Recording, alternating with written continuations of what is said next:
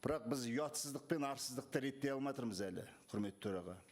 Ұятсыз бен арсыз адамдар әлі көп. Олар қалада бар. Астана қаласы, мысалға Оникс Комфорт деген жеке тұрғын үй кешені бар. 270 адам заңды түрде ақшасын төлеп, ауылдан бүкіл ақшасын тастап, салып, үйді сатып алды. Заңның бәрі, жердің бәрі заңмен берілген, заңды түрде.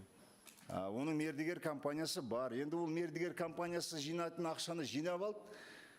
Енді үй салынып біткен жоқ. Міне. Сонда енді әлі де 350 пәтер салып біту керек. Оны әлі сатып та біткен жоқ. Халықтың міне үйін күтіп жүргеніне 1,5-2 жыл болды. Міне Дәулет Тұрлыханов бастаған әріптесіміз осы шаруамен айналысып жатыр. Бірақ енді халық барар жер таппағаннан кейін бізді міне жағалап жүр. Міне маған міне чатқа қосып қойды міне. Оникс Комфорттың адамдары отыр міне. Не істерін білмей. Гаскіге барса Гаска айтады, құрылыс жүріп жатыр ғой.